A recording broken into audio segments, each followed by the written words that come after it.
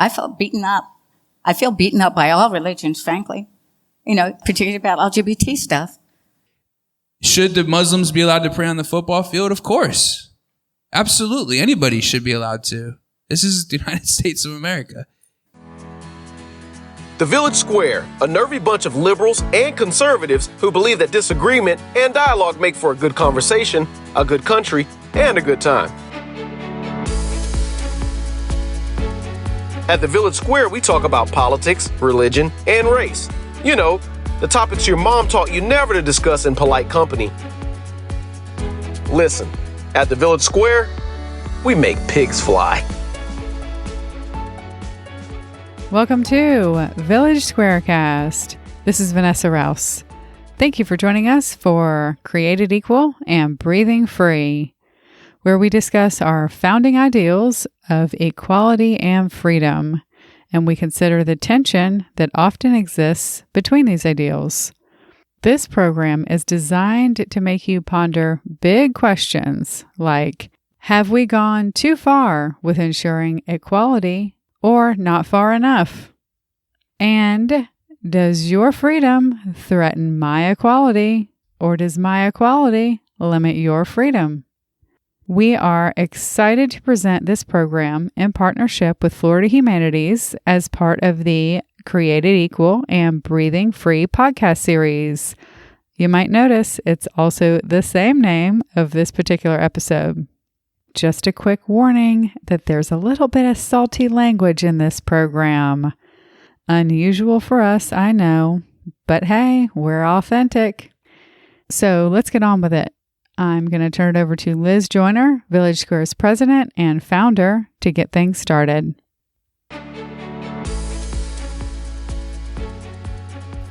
I'm Liz Joyner. Tonight's discussion is on issues that are very close to all of our hearts, and we do not agree with each other. So this is a challenging conversation we're going to have tonight. We want it to be real, but we also want it to be respectful and generous.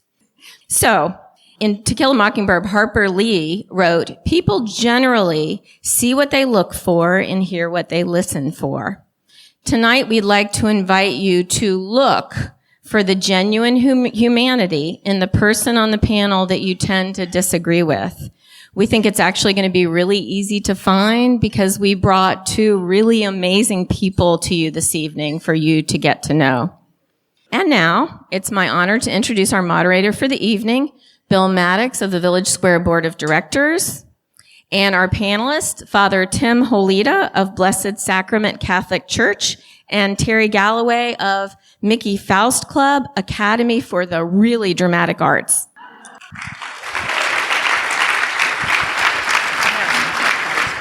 Okay. So my name is Bill Maddox, and I'm a member of the Board of Directors for the Village Square, and it's my pleasure to welcome you, as others have, to tonight's really splendid conversation. I have been so looking forward to this evening, and I think you all are going to enjoy it as much as I am. Let me give you a little sense of where we're going tonight so that you'll have some context. I'm going to spend the first, third of the evening, perhaps, giving you an opportunity to get to know these two people, because I think you'll find them fascinating. I think you'll find it interesting that they have some important differences, but also some curious similarities. One of which I think Liz has probably already pointed out to you, at least in the publicity for tonight's event, which is that both of them often enjoy wearing black, as we see. You gave us a little splash of purple tonight, which is great. Then after we spend a little bit of time getting to know them, we're going to probably get into some of the controversies that many of you are familiar with that we'd like for them to help guide us through.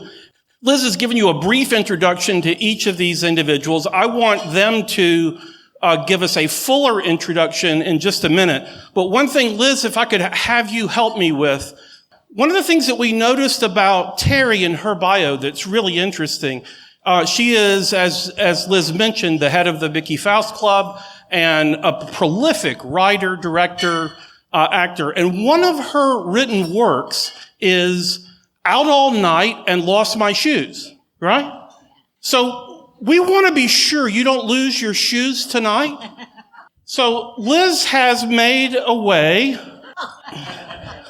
I have shoes in Father Tim's size, and I have shoes in Terry's size. Now, you'll notice that Liz has given each the opposite size, and we won't ask you to necessarily put them on, although if you want, you can.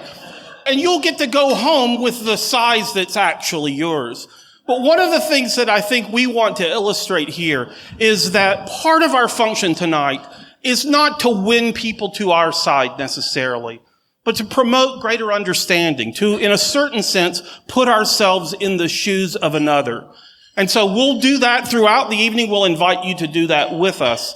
And I just so appreciate each of them for wanting to take part in this. This is a very difficult at times, a very delicate set of topics. I mean, we're talking tonight about essentially two of my really favorite topics in all the world, sex and religion. But these are topics about which many of us disagree. And so one of the things that I want you to understand and that I have told them is that this is not a time for me to play journalist and to think of gotcha questions that can put them on the spot. And to illustrate that, I have get out of jail free cards to give to each of you. And if at any point tonight I ask a question that you just simply don't want to answer, you don't want to go there, you haven't thought about it, it's not a question that you feel comfortable dealing with, feel free to play your get out of jail card, because this is not a time for us to put you on the spot or to make you feel uncomfortable. We want to learn from you and to enjoy what you can help us with. I have reserved one of these cards for myself because I can assure you that at some point tonight, I'm going to say something that I don't mean to say, that's going to be politically incorrect or is going to step on someone's toes, not because I want to, but because that's invariably what happens when we get into some of these kind of conversations. So I'll feel free to play this myself if and when I get myself in trouble. All right, enough of all the preliminaries. Let's get into things. And what I want to first hear from you is to give us a little sense of who you are, how you got to where you are. And what I'm particularly interested in here in a brief introduction, tell us the one or two things about you that you most want people to know about you. That are kind of, if people don't know anything else about you, you would want them to know that you are this. We'll let Father Tim go first. Well, good evening, everybody. Thank you for being here. My name is Father Tim Holida. I grew up in the Orlando area, Seminole County, and came here to Tallahassee to go to college at FSU. Go Seminoles. Any Seminole fans in here? Yeah? Okay, very good. They can clap for that, right, Liz? Is that right? While I was here, I became a Catholic. Actually, I was baptized when I was 19 years old. I was involved in the Catholic Student Union, which is not the original plan when I came here. I wanted to go into politics actually, and ended up getting derailed by coming to the church. Decided not to do that. No offense to our politicians in the crowd. Went to the seminary in Boynton Beach, Florida, at St. Vincent de Paul, and also 1 year in Miami. And I've been ordained for about 4.5 years. I was ordained in July of 2011. I've been at Blessed Sacrament ever since.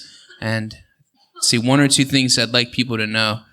I became a priest because I genuinely wanted to serve God, and I care about people. And I try to meet people where they're at as best as I can. And I don't have any agendas or anything. I want the best for people. And I think the second thing is that I genuinely think that most people have the same feeling. I think most people are good on the inside and really do want the good. I've never really met anybody who's evil. I meet people who are, all of us, I think at times are confused or misdirected or something, but genuinely, we're all attracted to the good. And we're all attracted to truth and goodness and beauty. Okay. Terry? I'm Terry Galloway, and I was born in Stuttgart, Germany, and I grew up in Berlin. My father was American military. He was counterintelligence. Then I spent the rest of my childhood in Texas, in Austin, Texas. And I moved here because my sweetie got a job at Florida State University back in 1986, something like that. Okay, a couple of things I want you to know. I'm deaf. My mother was given an antibiotic when she was 6 months pregnant with me. They knew it would do harm to the fetus, but they gave it to her anyway. I used to blame them, but it was either that or she was going to die. So they gave it to her and they took a chance. And then I was born and I had hallucinations growing up and I lost my hearing. And by the time I was 9, I was profoundly deaf. But there's another thing to tell you. About 3.5 years ago, I got a cochlear implant. And you want to talk about miracles. It was wonderful. And when they turned it on, I went crazy because your brain doesn't understand what it's hearing. And the audiologist, when I was going, I can't do this, there was a little bell, like this bells, and she went, ding! And my being went, because it was the most beautiful sound I had ever heard in my life. And ever since then, I've been in love with hearing. And now I have a second one. I love that. Okay. Take that! I thought we weren't supposed to applaud for stuff like that, isn't it? There are only two things other. Okay. I love theater and I love theater all my life because my family's very theatrical. But when I was a kid and I had a lateral lisp, I had deaf speak. But when I was in high school and I still wanted to go and study theater because what's the wrong with studying theater? So I go in to be counseled, and the counselor who's been giving my friends all of these things, go to Princeton, go to Yale, go to the University of Texas. I went in and he gave me a brochure that read, errors and all, factory work, make good job for deaf. I walked out of there thinking, screw you. And no, really. And from then on, I was going to do theater, and I was going to make other people who had been told no, I was going to get them involved in theater. And that's been the big driving factor of my life. All right, so all of us here in this room are members of various tribes, and multiple tribes, whether we're Floridians or, in my case, I'm of the tribe of Floridians, male, on and on the list. Here's what I'm interested in knowing. Of all the tribes that you're a part of, which one or two would you say is most important to you? I can go. No, I'd like to hear from you first on this. Well, tribes. Okay. The creative tribe. I identify with people who approach life with a great creativity. The tribe that has a sense of humor. Anybody who's got a sense of humor, that's my buddy. And the drinking tribe, because I like a good drink. Why not? So those are some of the tribes. Those are some of the tribes. Very good. Well, I have to agree with Terry. One great thing about being Catholic is that we drink, so I'm in the drinking tribe too. So. In fact, I was a little concerned when I hadn't eaten since breakfast, and so I was having a glass of wine. And I thought this isn't going to be good. I better eat something, or we're going to have a problem. We're going to have a drinking game tonight. Every time that they pat hands, drink up. Yeah. Go ahead. So I'm with Terry on that one. I've never really thought about that. I mean, the obvious answer would be, we're all the same. We're all humans, but there's differences obviously in what we associate with, but. That's something I am proud of. I mean, the only sticker I have on my truck is the United States Marine Corps, and I served in the military when I was in college. And what reason I'm proud of that, maybe it's part of my personality. I'll share this. I have 2 tattoos. I have one of the Marine Corps and one of Jesus and Mary, a cross and an M. And because when I was in middle school, I think we took some exam that told us what kind of job we would go into. And I remember very clearly, I was surprised by this, but it said clergy, which I didn't go to church at the time, police, military, politics, some kind of a civil service sort of thing. So I think part of me, and I've met other people in the military or people in law enforcement or people in politics or people in the clergy, there is a sort of mentality or certain personality, I think, that leads people to want to give their life or sacrifice in that way for others. So I'm happy to be associated with that. Great. I'm curious in your case, Terry, you often describe the Mickey Faust Club as a kind of vanguard of Tallahassee's weird community. Help us understand what you mean by that. I'm also really curious to have you help us understand the title of your memoir, Mean Little Deaf Queer. Help us understand especially what you mean by mean in that. Honey, So weird and mean. Weird and mean, okay. Well, actually, by weird, I think I just mean the people who are drawn to Faust are usually people who, like me, were told no at some junction or other. Okay? There are a lot of LGBT people there, a lot of queers there, that's LGBT. LGBT, all right, because the initials go on forever. A lot of people with disabilities there, a lot of interracial couples, transgender, transsexual, just a lot of different kinds of people who go there. And they come there because they think it's one of the few places in Tallahassee that they're safe. So we have people who come in there, and some of the stories they tell about how mean people were to them. And I'm not talking about mean in the term that I use in my book, and I'll talk to you about that later. I'm talking about just mean. Just homophobic and racist and snitty and snobby, and it's everything I hate. And they fled that. And they go there. And so you have people, who, okay, so we have a guy, he likes to dress up in women's clothes. He's liked it forever. He was a sea captain. For 10 years, he and his wife, they went on their boat all around the world. And then he had a beard down to here, and he looked a manly man. And then he discovered, no, I have a feminine side, and I want to see what it's like. His wife was just so upset. She said, I don't even know you. So they go to Faust. And everybody in Faust, we make all the straight guys wear dresses just to get it over with, And so, just get up there and play. You can play a woman, we can play men, come on. We can play creatures, you can play anything.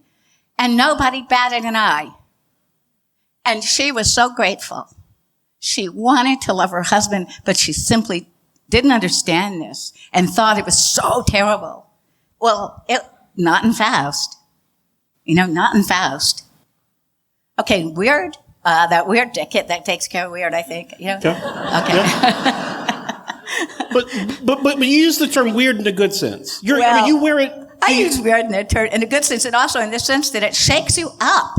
It gets you out of your complacency. My mother used to love anything that was odd or different. She didn't hate it. She didn't fear it. She was fascinated by it. Okay. And that's why I love my mom. Yeah. All right, help us know. You're not really a mean person. Yeah, I am. Yeah, I am. I'm really mean. I hate bullies. And anytime I've ever seen a bully, I'll stand up and I'll call him to be a bully, and I won't take it. If somebody's picking on me or picking on people that I know are good people, I will not take it. And I can be really mean, and you need to be mean. And you need to put those people in their places and say, no, I'm mean in that regard. And then I was mean when I was little because it was a defense mechanism. Because everybody was, if you're a deaf kid, you're going to get picked on. And if you're around other disabled kids, you're going to see them get picked on. And what's your defense? You're a kid. And the adults aren't watching this. They think you're playing happily. So you get mean.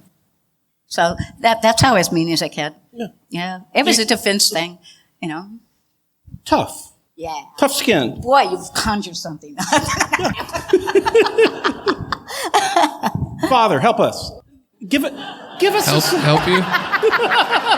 Good luck, Bill. Father, I've sinned. Help us understand misconceptions about about your primary tribes. Help us understand what you would say are misconceptions that one has about, especially priests, not just about Catholics generally, but perhaps especially those of you who are in full-time ministry. There's plenty of misperceptions about the Catholic faith. Plenty. Amongst other Christian groups, other mainstream Protestant groups or non-Catholic groups, many misconceptions about that. And priests especially, of course, I'm sure you all have heard of the scandals that were in the news quite a bit about 13 years ago or so, and still in the news somewhat. So of course you get people attach those kind of prejudice or stereotypes, or they look at you differently as a priest. And I know I wonder sometimes when I'm at people's homes or families, I get nervous, okay, when their kids come over and crawl over me or whatever, and I get nervous. I wonder if the parents are wondering, keeping an eye on me, and I wouldn't blame them because they're parents and they love their children. So that's something that's unfortunately I have to deal with as a priest. But I think more importantly, the things that can be kind of hurtful are assumptions that because of our beliefs, our religious beliefs, and oftentimes that are misunderstood. Because let's face it, most people in this culture aren't reading a lot of books about what Pope Benedict actually said or what Pope Francis actually said or John Paul II. Most people are just hearing what they hear from Fox News or CNN or MSNBC. But to be labeled as somebody who hates people, to be labeled or assumed that I'm a bigot or a homophobe or something like that is not at all who I am as a person. Or to be lumped into groups of people who are people who hate perhaps or something just because of being a priest or being a priest of Jesus Christ, who I think everybody would agree whether you whatever you believe about Jesus is not a person in history normally depicted as someone who hated. And that's who I think we try our best and fail often, I will say, to emulate Jesus to the best of our ability. And so that's a misconception I think people have, is lumping us into these sort of divisive terms and labels when that's the furthest thing from the truth. I mean, I give my life day and night to serving people. Middle of the night, homeless people who aren't of my faith, everybody. And so to be called that because of, believing in something is it's offensive, whatever. But hey, this is life. We deal with it. I want to say something about what you were saying about feeling funny about going into families now that all of this whole thing, the pedophile thing. I want to tell you, I know exactly what you mean, because there was a council, was it a city council or a county thing that was about the, what was this? Human rights ordinance. Yeah, the human rights thing. And so this is before I got my cochlear. So I'm getting all of this. Donna's typing out all of this for me, what's being said. And one of the guys, who will remain nameless, but he's not in this room, okay? But one of the guys compared the people who were up there testifying, families, with their kids, wonderful people I knew, me, comparing all of us to pedophiles. And I didn't hear this. Then I read it. And when I read it, I was, first of all, I was hurt. I don't want kids. I never liked kids. But I like them. I mean, I see them. They're really nice. They're nice creatures. I never wanted them. It never occurred to me. But there were families. And these kids are hearing their parents being compared to pedophiles. I was so angry. I got ushered out. I was so angry. And I understand. And it's a goddamn shame. I'm really sorry. It's interesting to me that both of you are in the world in your own various and very different ways, in the world of telling stories. I'm interested in hearing from both of you on this, because you hold leadership positions in that storytelling world, but you're often dealing with scripts that someone else may have written. And I'm curious to know how you, especially as an author, deal with kind of pride of authorship sorts of questions. And how important is it to you when someone goes to act out one of your plays for them to follow the script that you've written? And how important is it when you go to direct for actors or actresses to follow the director's instructions that you're giving? Are you referring to the text as a living document? Is that what you're asking? Whether I think it's a dead thing that can't change, or a text that can be diddled with? I guess what I'm wrestling with all of that, because it seems to me that everybody in the creative arts feels this kind of tension where you can't just have a group of actors all going off in their own directions. There has to be someone that brings them back to some common story that we're trying to tell, whether you may like this or not. And there does there not, to be some faithfulness to the text that the playwright has composed.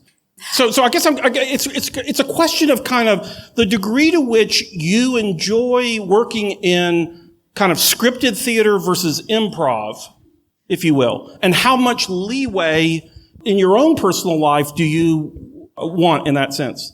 Okay. I know the script you're going to talk about. A text. I think I do. The living document, I think. But there are three ways I can answer this, because I deal with different kinds of text, okay? In Mickey Faust, the people in the community write their own things. And it's very collective, because we have a lot of people who don't know how to write, but they have ideas or they have things they want to say. And what we do is that we give each other the benefit of our knowledge, and we act as an audience. And so when they're doing these scripts, writing them down, they have a lot of feedback. When it's on stage, sometimes the actors say, this doesn't work right. It's wonderfully written, but it doesn't work as a performance. Mm-hmm. And so we allow them to do this. In my own work, I do one-person shows, so I don't have to worry. The actor can do what she wants. I can do it. I write a musical called The Ugly Girl, a musical tragedy and burlesque, and I work with 6 women who are in the UK who are disability activists, and they helped me devise a script that they felt could take them somewhere. And within that I'm not a stickler for that. I believe if someone feels compelled or moved or called to take something in a different direction, I'm willing. And I'm willing. I feel the same way about Shakespeare. I was a associate director for the Shakespeare at Wyandotte program. I go back periodically. I adore Shakespeare. It's a living document. It was changed by a lot of people. No one knows how many people had to go with what we now see as this document. But one of the things that happens when you perform, it is changed yet again, and you make it come alive again. So I have a very fluid and changeable relationship with that about what it can do. Yeah, very good. Sorry, I didn't mean to go on, but that's good. It's excellent. Give me a sense of how you deal with text and with script and with scripture in your world, and the degree to which you feel at liberty to reinterpret, to reimagine, or to what extent you feel a responsibility to follow someone else's guidance on these things. I guess in many ways what I'm asking is, as a priest, do you think of yourself more as a leader or as a follower?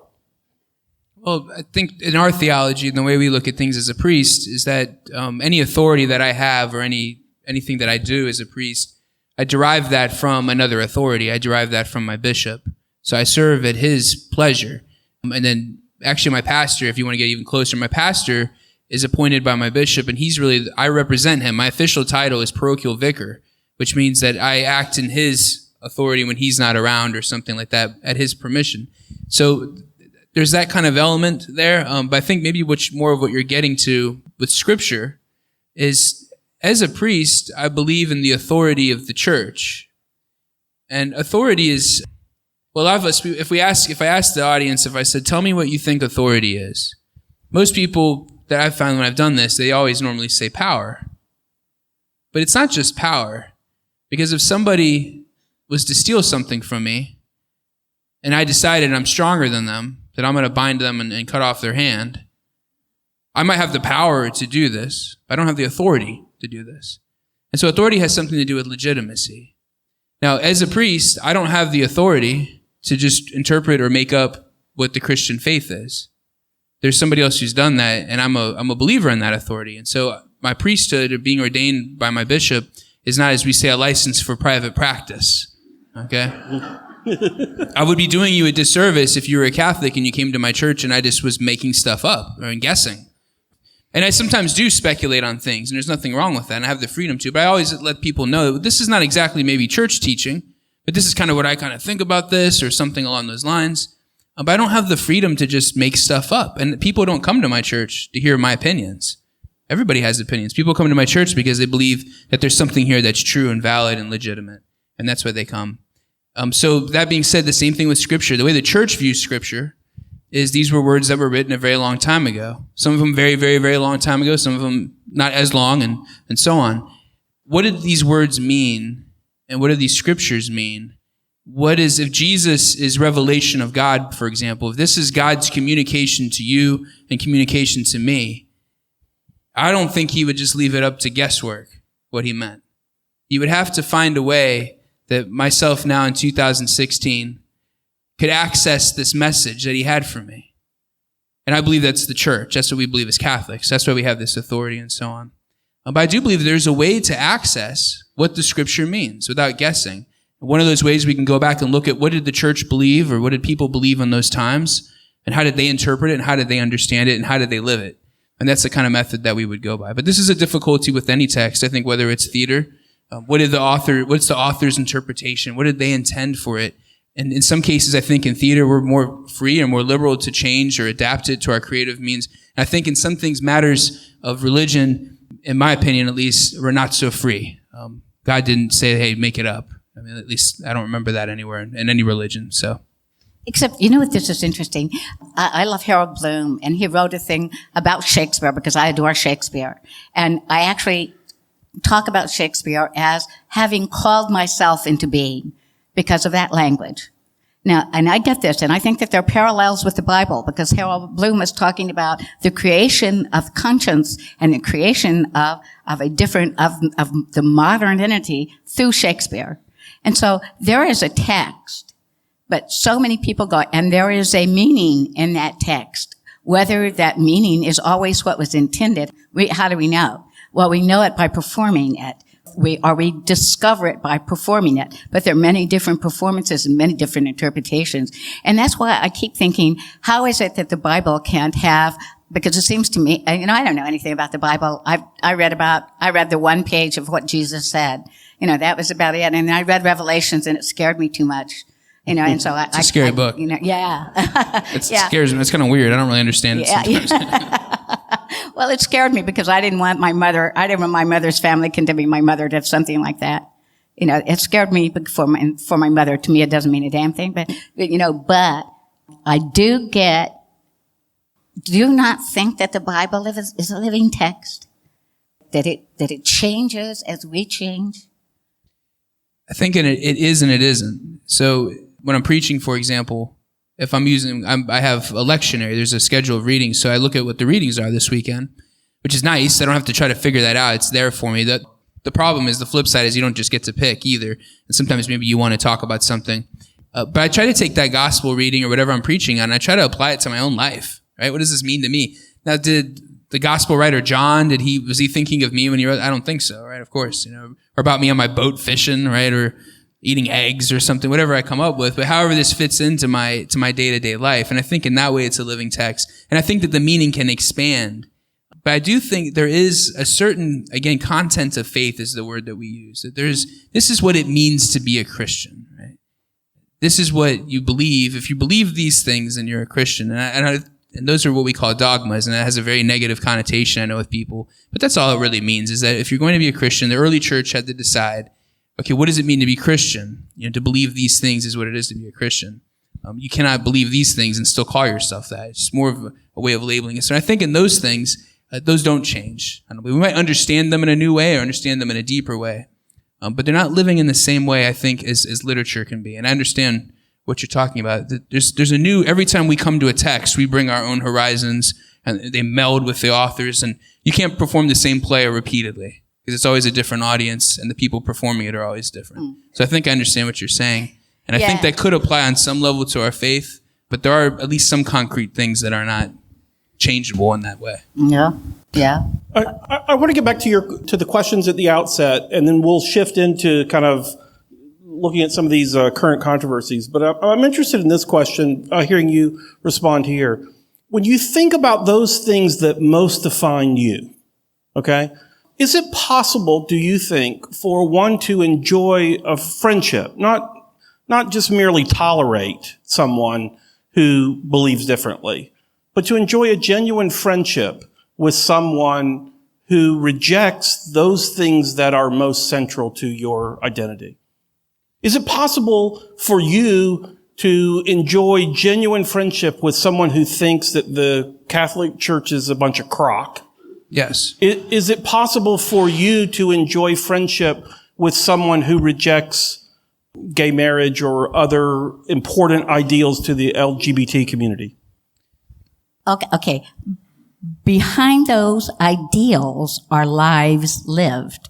And so the same way I could not listen to someone call me or my friends pedophiles because we were gay, I would find it very, very difficult to enjoy a real, profound, understanding friendship with anyone who could not see beyond this rhetoric, which is what it is, to what the truth is. Because you don't get but it. does seeing beyond require one to embrace?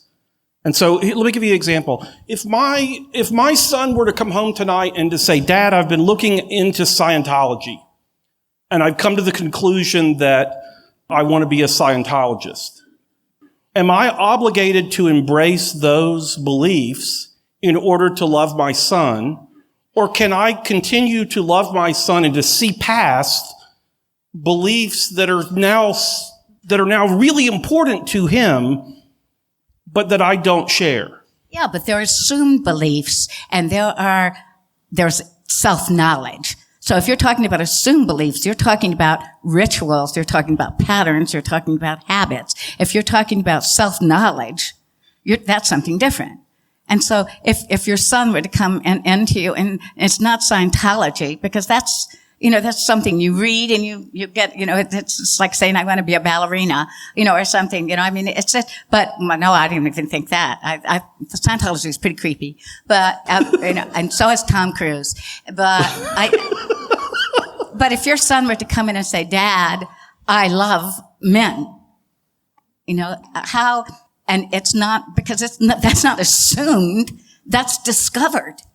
Okay. So I'd have to make a thing here, because if someone assumes a belief of Nazism, and by saying gays are evil and gays should be killed and gays should be necklaced, how can I possibly be friends with someone like that? And so my question here was not, should one be friends with all who might object to LGBT ideals, or for that matter, should one be obligated to befriend all anti-Catholics, because there would be some that would engage in mean, vicious, ugly sorts of Violence. Yeah, exactly.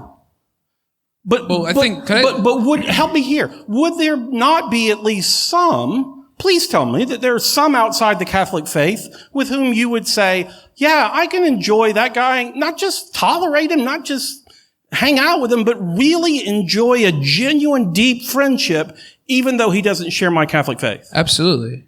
And I have plenty of friends like that. And actually, my colleagues here, Father Matthew Bush, he has many friends who are very different. They're not priests, that's for sure. In fact, I don't know Kamran. I've met Kamran, but I know he's not. I don't think, Kamran, are you Catholic?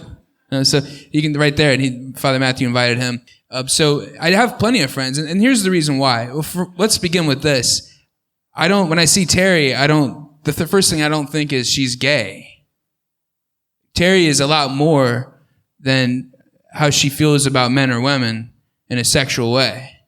And I think that's one of the problems in our culture, is defining people solely by that. I'd like to think that I'm a little bit more, and that you're a little bit more about what arouses you sexually. Okay? I think that we're a little bit more valuable than just that. Is that an element of who we are? Sure. Can it play a major role in who we are and how we live? Absolutely. But is that all we are? No, fundamentally, that Terry and myself, you, Bill, and anybody in here is a human being, and we're all searching for truth. And again, like I said at the beginning, that we're looking for goodness. We want the good.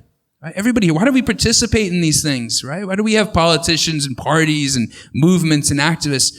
Why are we interested? Because we're not totally self-enclosed. We want the good for our society, for our brothers and sisters. And so I can be friends with anybody who shares that. Now, somebody like Islamic State, they're probably not going to be friends with me, right? I'm going to have to watch out if they're around me, okay? And I think that's what Terry's trying to say. If there's somebody out there whose beliefs make them automatically violent or opposition to us, I think it's impossible to be friends with them. Being friends requires at least a certain level of openness to the other. Yeah, because I was thinking, that's why, because I'm not trying to go after the Catholic Church, but sometimes I feel that the Catholic Church is trying to go after me. And that's one of the reasons I was having antagonism towards the church, not because of what it is or what it represents, but because of, I feel beaten up. I feel beaten up by all religions, frankly, particularly about LGBT stuff. I see this, that Ted Cruz and his father could even share a stage with that minister who is responsible for the deaths in Nigeria of homosexuals and a law that says that homosexuals must be killed. And if he could even share a stage with someone like that, how can you be friends with even people who even would support or try to excuse that? How could you? Because that means you harm. That means you harm. And you don't mean me harm, and I don't mean you harm. No. I have the unfortunate role of having to ask questions that I really don't want to ask or wish I didn't have to ask, but we're here. It's a panel. It's supposed to be interesting. So I'm curious to know this. Is there any coupling of two consenting adults sexually which you would object to? Consenting adults? With consenting adults? No. You know what I think? Anybody who lays a hand on a child, kill them right now. I just think. Okay. I mean, this is actually part of the reason I wanted to ask. That's the only thing. And also, that goes for animals because animals can't give you consent. Right. So no. So what are you talking about? Anything that two adults would do? When you were talking about pedophilia, this kind of came to mind because obviously I think we would all agree there's a problem here. What would you say if, and I realize this is bizarre and this is kind of kooky stuff, but okay. I need another drink. What would you say if an adult child wanted to marry his mother or his father? Would there be any reason in your mind why that would be objectionable? Well, their children would probably be no adult creepy. children. I mean, this is now a consenting adult. This isn't a pedophile kind of situation. Well, you know what? I have no idea because that's so far out of my realm. But I'd have to say I'd want to talk to the mother and I'd want to talk to the kid before I'd ever say that. How can you say that? I don't have any idea. I have no idea. I have no experience with that. But I absolutely refuse to have a knee-jerk mean reaction. Right. I just won't do it. No, I really appreciate your reminder that, and Father Tim's reminder that we see past people, we see them as human beings. The only reason I asked that kind of bizarre example is just that some people have argued that the objections to same-sex marriage are similar to those to same-kin marriage. And so that was why I was kind of curious. Do you really believe that? Do you really believe that? I mean, I don't, because one, I think anytime you have parental roles or you have familial roles, you have a power play.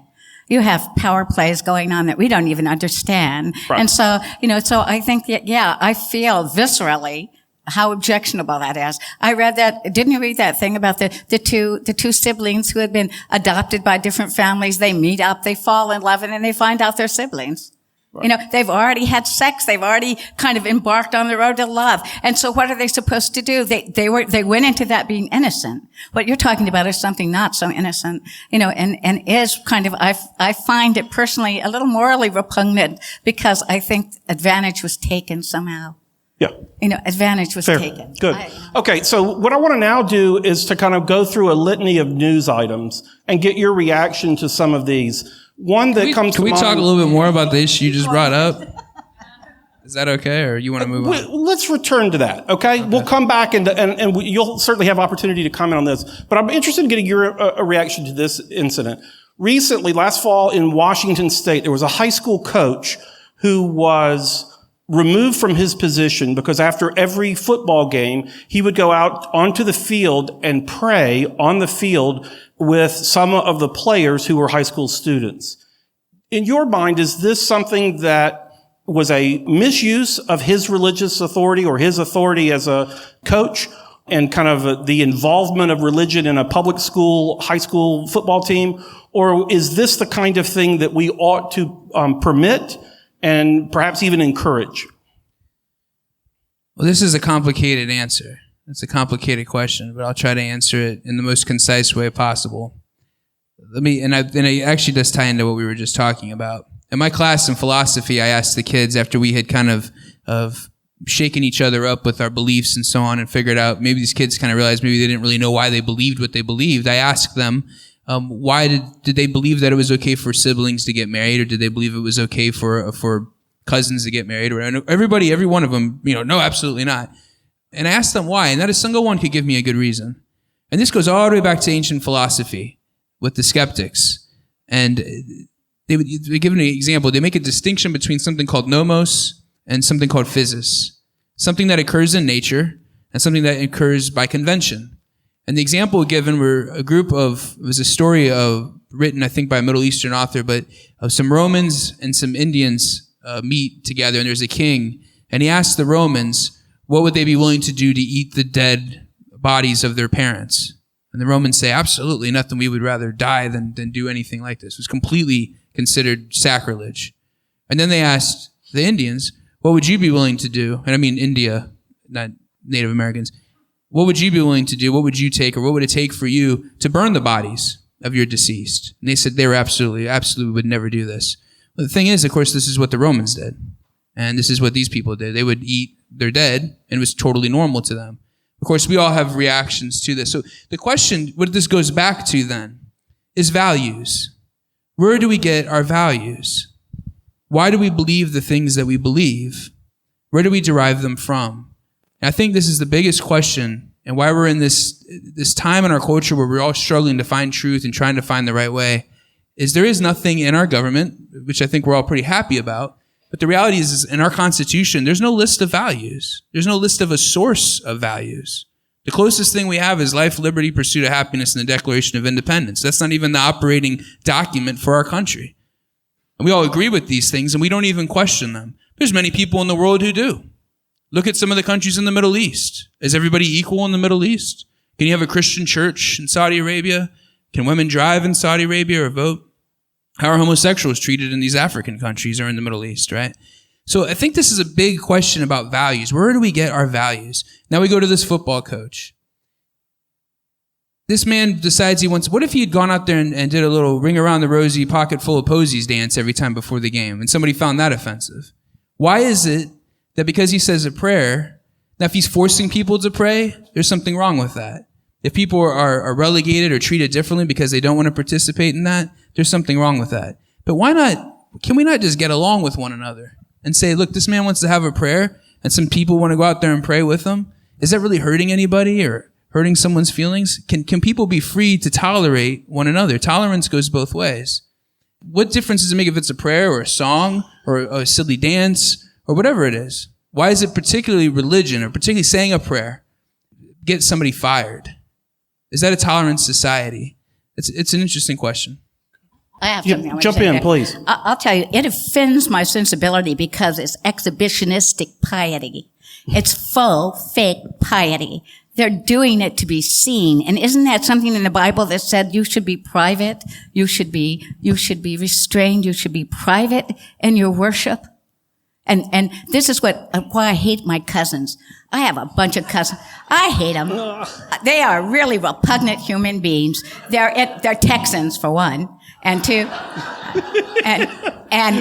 no, you can laugh, but this is so. My grandmother dies, and these pious people come in, and they go through her house like locusts, and they just, and then they have a prayer session. And I'm going, are you kidding me? That's what gives it the bad name. I think it's great that people pray. I think it's great that people meditate. I think it's great that people call out Allah 3 times a day. I think it's great that people read. I think it's great that they listen to music. But when you're doing it to make a point, and they were doing it to make a point, it's not religion. That's not religion. That's not Christian. And that's not decent. It's indecent. Well, Terry, I don't enjoy the same window apparently you have into the conscience of this person, whether he was doing it for exhibitionist reasons or not. I don't know. I don't know if he was, and he may have. But the question is, I don't have a right to tell him he can't do it or that he shouldn't do it. I would like to see what would happen if we told a Muslim who's part of a devout Muslim who prays every day and gets out a prayer rug and faces east, and that he can't do that anymore. When that's a major fundamental part. You are right that Jesus did say that when you pray, go into your closet, go into your inner room and pray in secret, and the Father will see you. But if you understand that it's only in its isolation, you miss the rest of it too, where Jesus went to the temple. That there's on liturgy. A football field. Well, you don't have to like it. What does that say about the attention of God or Jesus? And you don't have to like it. I don't particularly. I'm not exactly. I don't think it matters. I don't think it's going to make them win or lose. So. But I don't have a problem with them praying. It doesn't bother. If they want to do that, why do I need to intervene and tell them what they can't do? You know what? I'm with you. I don't really care. I just find it tasteless. I find it kicky. I find it It just offends my sense of decency because I think they're not doing it. It looks like it gives Christianity a bad name, really. No, I'm really glad to hear you say this because I think part of the challenge that we face in our culture is the difference between what should one have a right to do and what is kind of good manners or good etiquette. And in a sense, what you're saying is, maybe someone has a right to do that, but it's not necessarily in the best taste. Yeah, you know what? That's why I hate it when people slobber all over each other in public too. I had friends that they were just chew each other's lips, and I'm going, oh please, just because you can, don't, I'm sure you would agree here that we have to be careful, though, about where we draw lines here because we don't want to exclude the Martin Luther Kings of the world from having a public voice, even though they are ministers. And though I think your point about private worship and praying in private is well taken, I want to be sure that MLK and people like him are able to participate in public life in the way that he did. All right, we're going to get a question for the audience in just a second, but I want to ask you one real quick.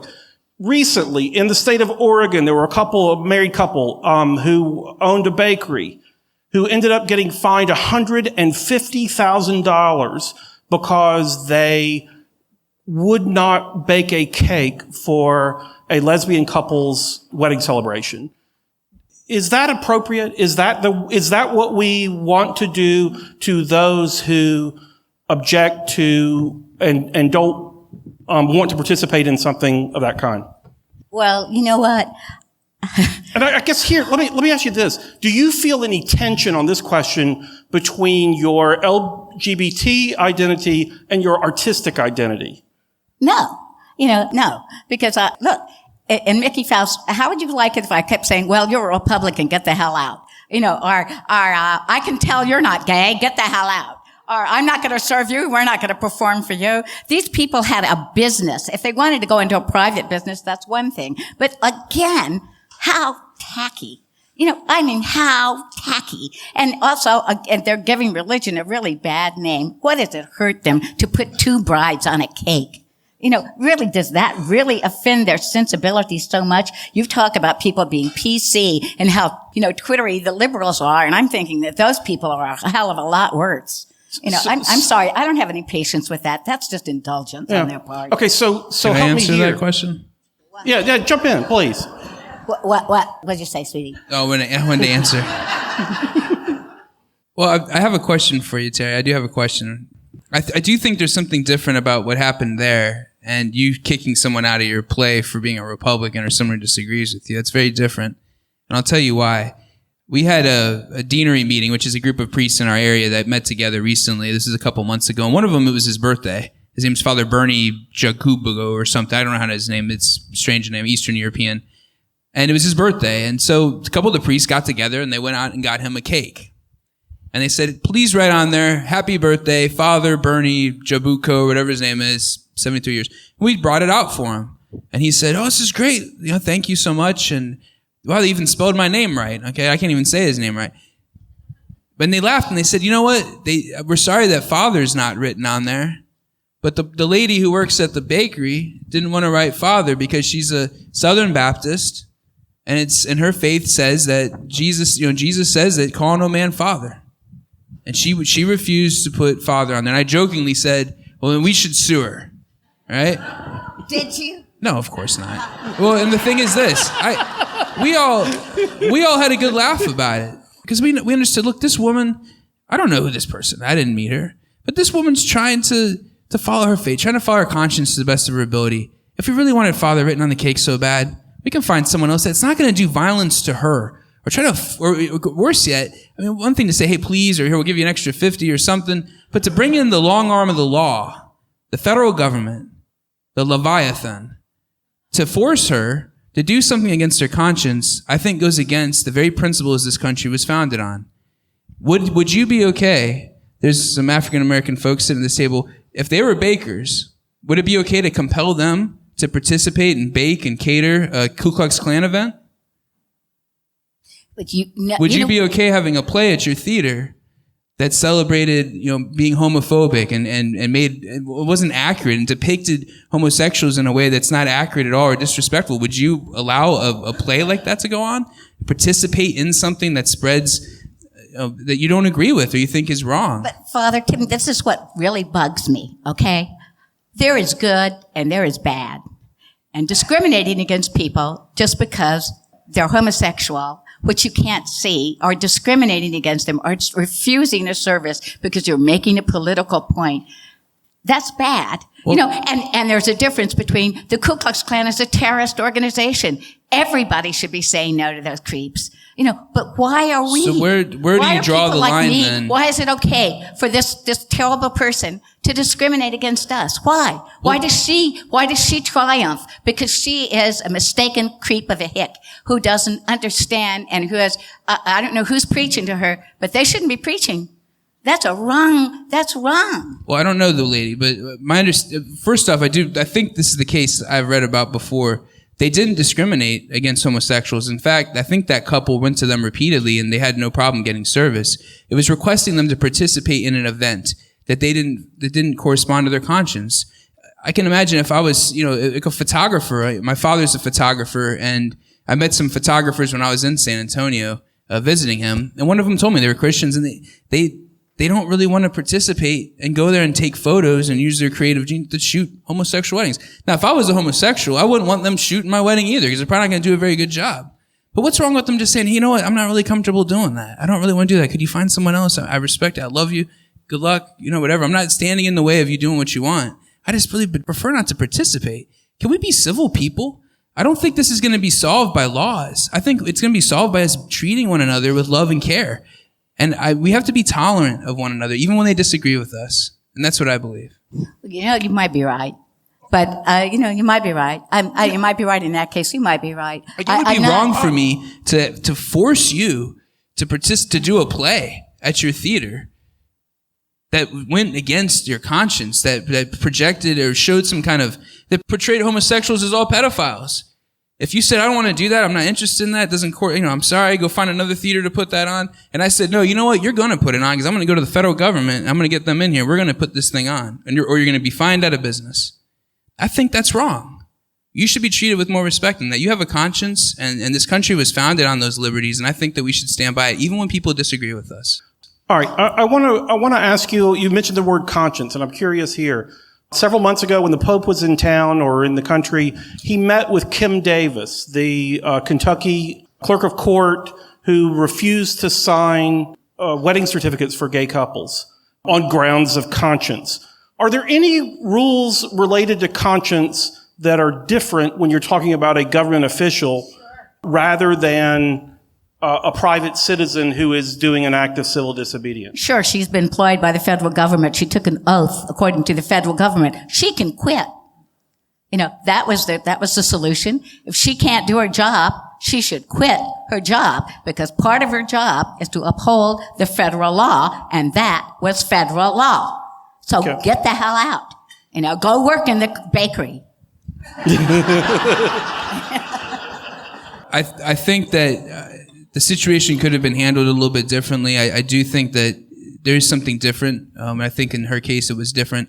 But I think, ultimately what happened, she was following in the line of what civil disobedience, what it looks like. Martin Luther King, he told them, go out, break the law, get arrested. Because it's only then that people see that maybe there's something wrong here. That this woman, no matter what we think of her, she's not, apparently she was married multiple times and so on. So it's not exactly she was the symbol or the bastion of monogamy or something.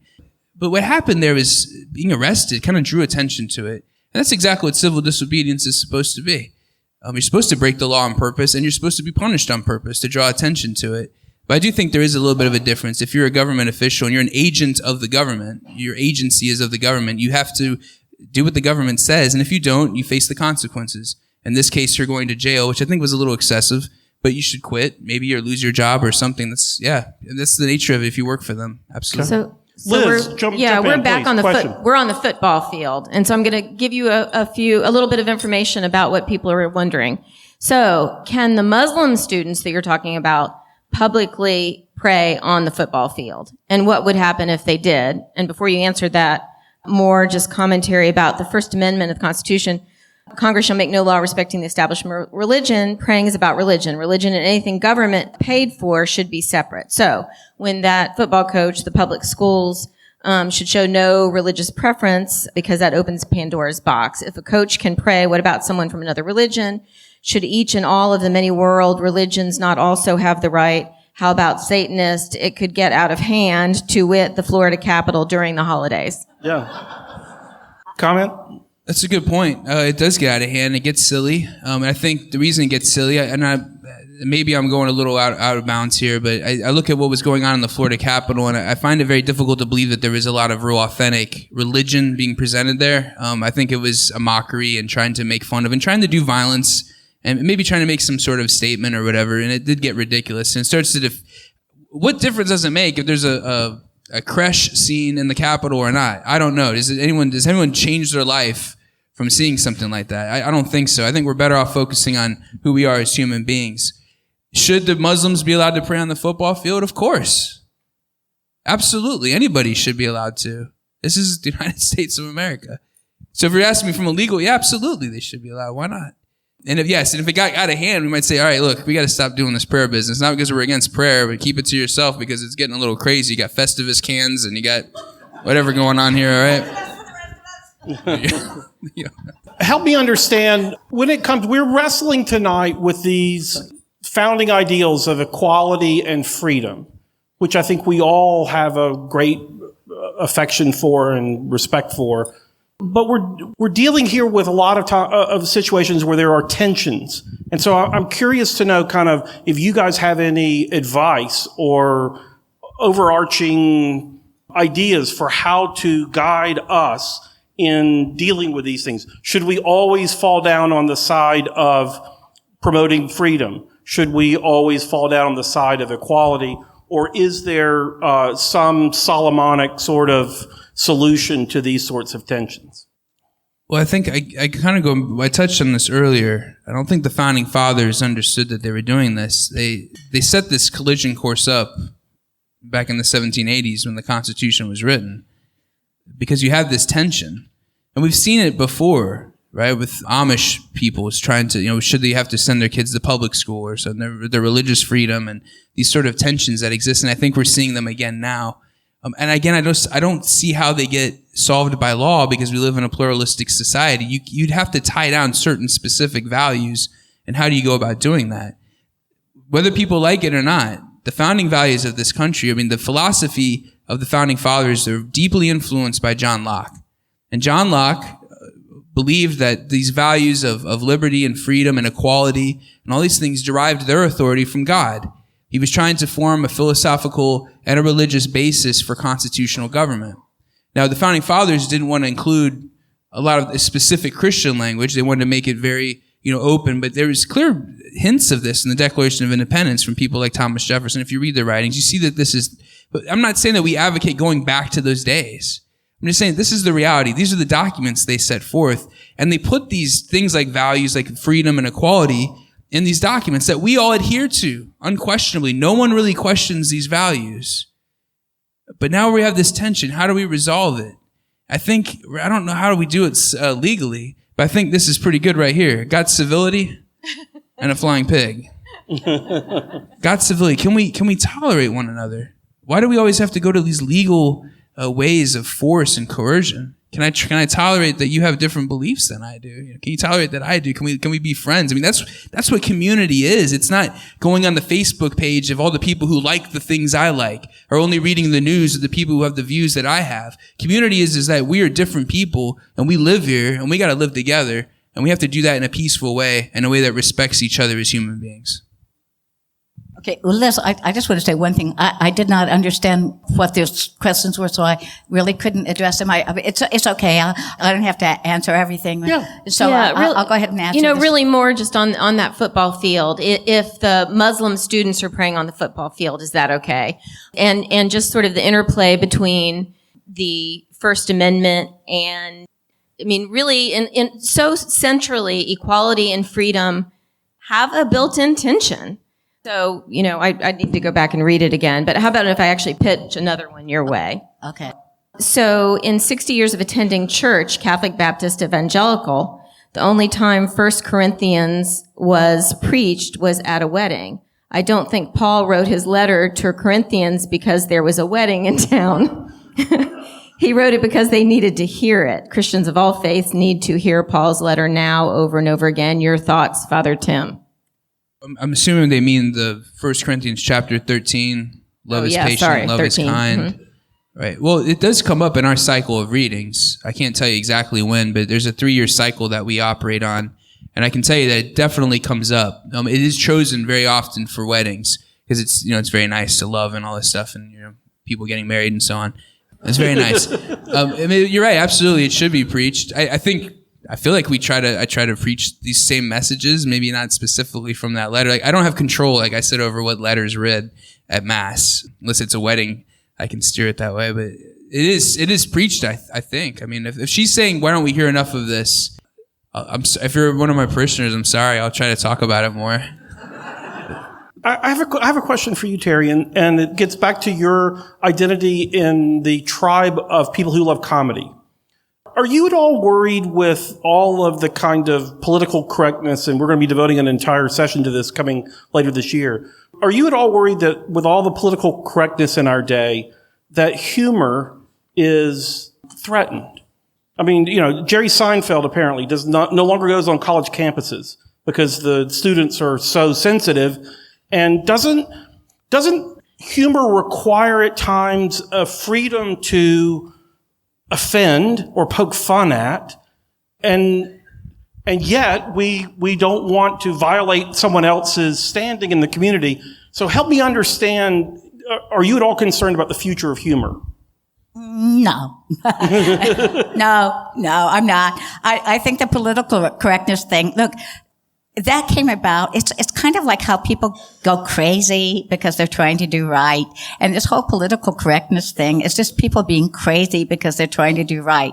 Because they saw people, okay, I hate the humor that beats up on little people. Mm-hmm. And that's a whole lot of this kind of contemporary humor. It beats up on little people. It beats up on people who don't deserve it. Okay. And so I believe in beating up on the people who deserve it, who are usually the people in power and the people who are dismissive or the people who are smug or blah, blah, blah. Okay. I also believe that you should be able to say whatever the hell you want. But, except I'll say one thing. The freedom of language, which of course is everyone saying fuck, fuck, fuck, fuck, fuck, fuck, fuck, fuck, fuck. And I'm getting so sick of it. It's just like there's no other word in the language except that. And I'm going, what happened to real language?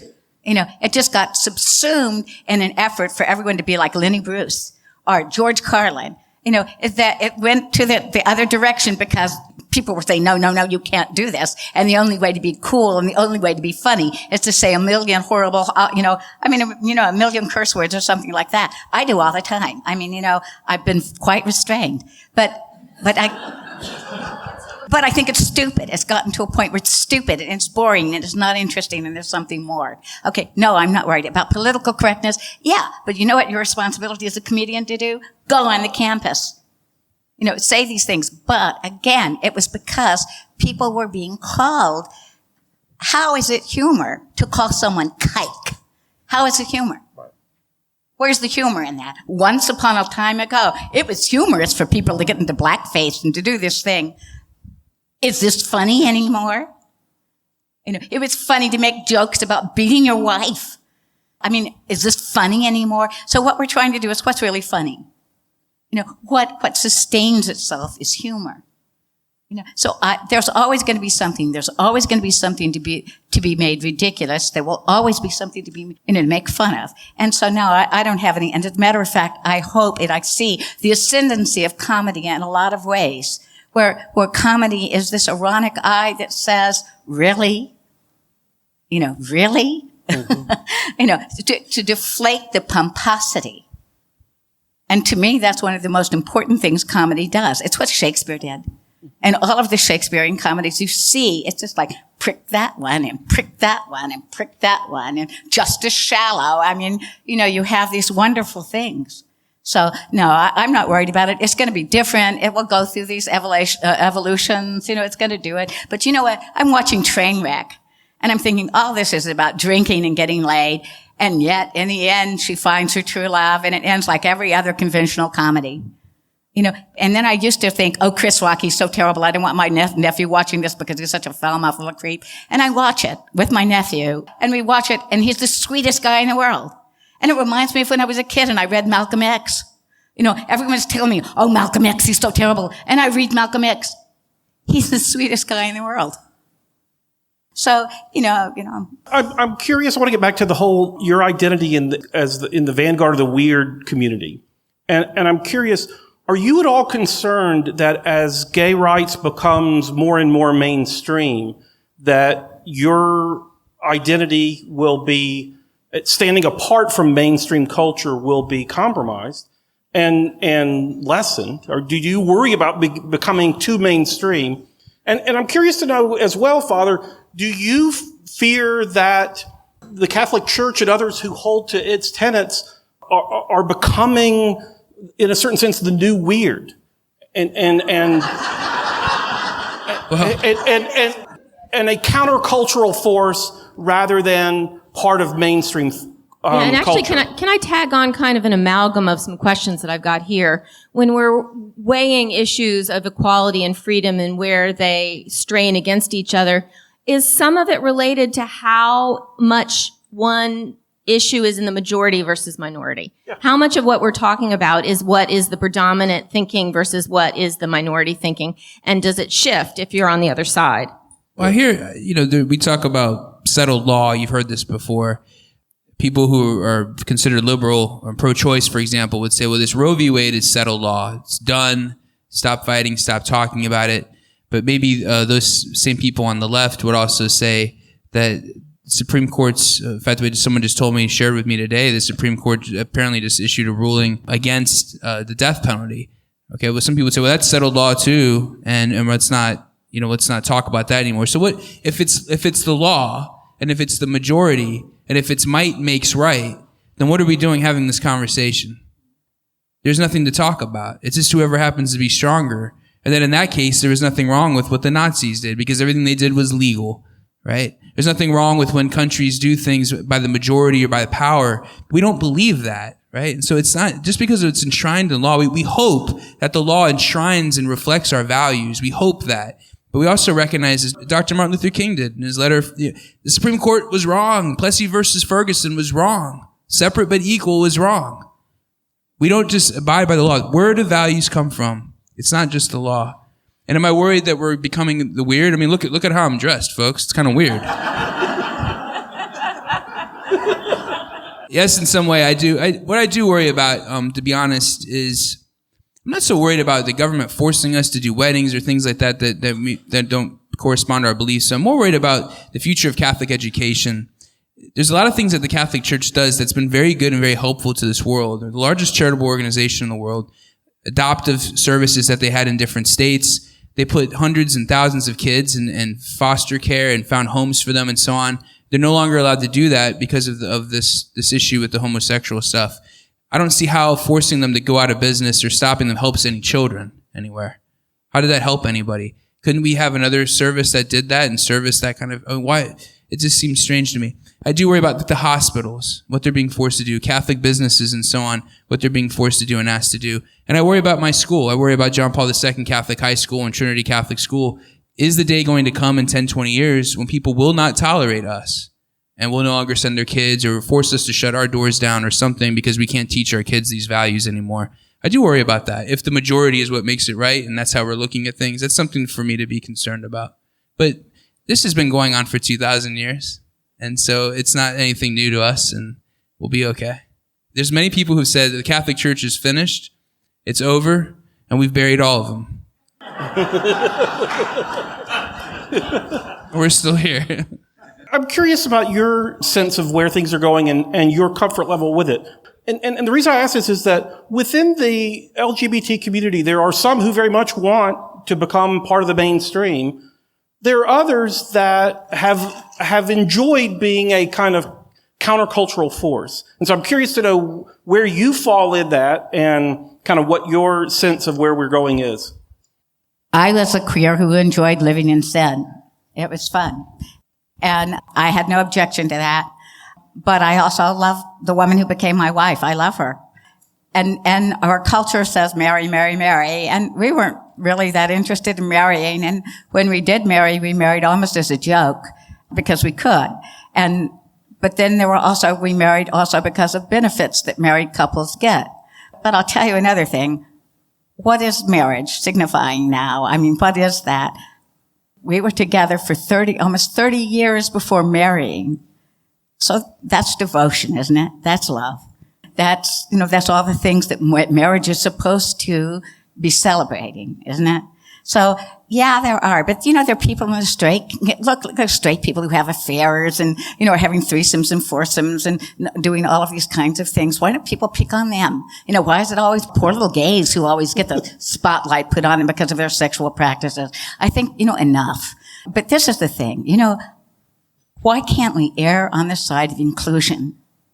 Why do the teachings have to be against women or including women, including gays? Why? I understand if it's against including really morally repugnant people who murder, people who do mean harm, people who are preaching truly what you would say godless, doctrine. But I'm telling you, the majority of the people I know, there's some repellent people in the LGBT, God damn it, I can't even do the initials anymore. Look, there are repugnant people all over the place. But why are we assuming? But what gets me is that the churches assume that because we are gay, we are repugnant people. That we don't deserve to be included. And it's the same thing with women. Why don't we have women priests? Why don't we have these things? Why are we always deciding on exclusion, on no? And that's what it seems like to me. And the federal government, I want to say, if the federal government gives you money, then that's fine. Give the money back and go and do what you want. Just don't take money from the rest of us.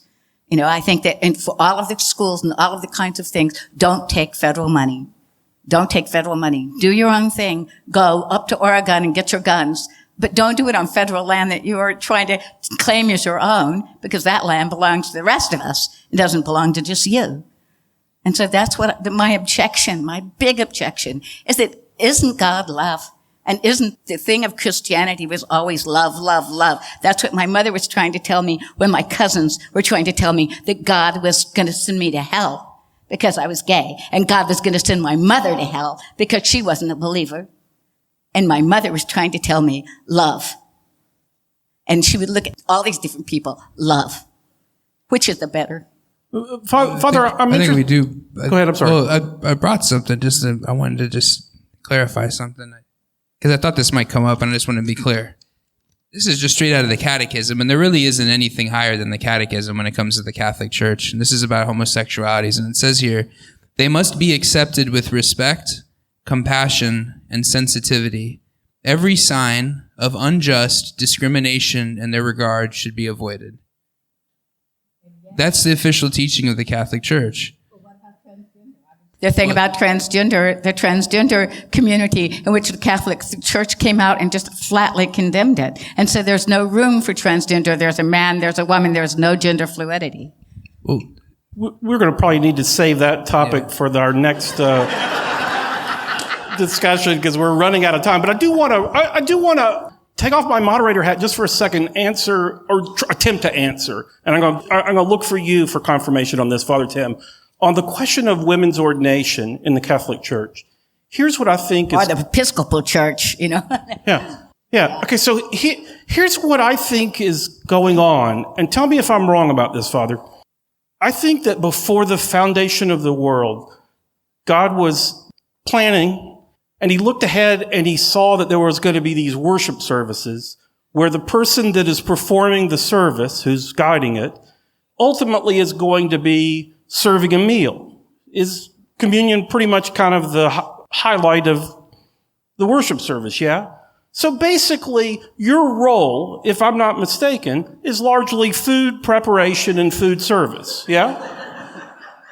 And so I think God said, okay, if I put this out there and open it up to anyone, I think we all know who's going to end up doing the food preparation and food service, right? So what I'll do is I'll put the men in charge and I'll tell them that this is really, really important. And the women will then be served by the men. Now, is that more or less, I mean, it's all in my mind a kind of divine joke. And the thing that kind of makes perfect sense. The thing that's really curious to me is I think you guys are in on the joke. You figured it out. And I think that you're up there saying, well, this is just like Jesus, who came not to be served, but to serve, even though those he was serving were less powerful. I don't know. Anyway, that's a silly and inappropriate way for us to conclude our evening. But we're running out of time. We're going to let them, exchange shoes.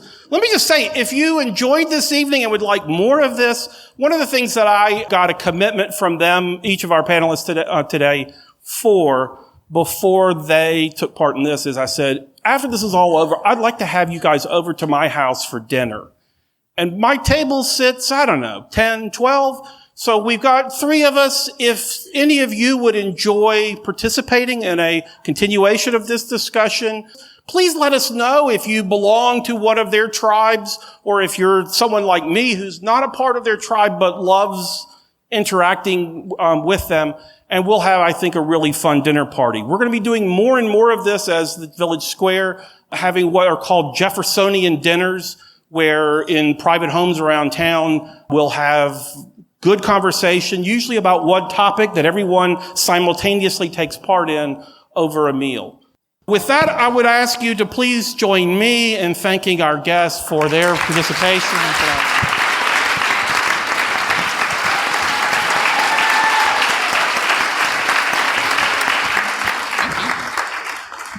Hi again, it's Vanessa here, your podcast host. I hope this program with Terry Galloway and Father Tim Holita perhaps helped you consider another perspective. It did for me, for sure.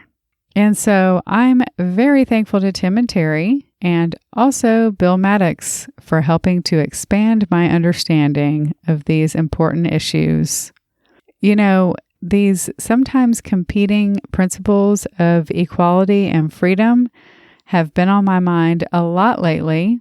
And so I personally love Liz's warning at the beginning about team equality and team freedom. When I heard her say that, I just wanted to yell out, both! I want to be on both teams. But I also know why we needed that warning, because that's what's happening in the world around us. It's the us versus them. We have 2 choices. One is wrong and bad, while the other is right and good. And it feels like just about everything happening around us is positioned this way. So here I am, rejecting that view. I'm rejecting those binary choices in the face of a world that is desperately trying to make us choose and put us in a box with our team. And to prove my rejection to you, I'd like to share how I think both the left and the right have taken their team too far in the extreme directions. So I'll give you an example about each side. To the left, let's talk about equality versus equity. I feel like there's this seemingly new narrative about how our goal should be equity. Equality isn't even enough anymore. And let me say, I do understand and agree that the circumstances that factor into where someone's starting point is should definitely be considered. That's why I had an affirmative action debate with my husband 20 years ago on our first date. But I don't think we should go as far as saying that the end result of equity is the goal, because equity doesn't take into account the inputs or the efforts along the way. One of our favorite social psychologists, Dr. Jonathan Haidt, explores this in The Coddling of the American Mind, how good intentions and bad ideas are setting up a generation for failure. Such a great read, you guys. You should really check it out.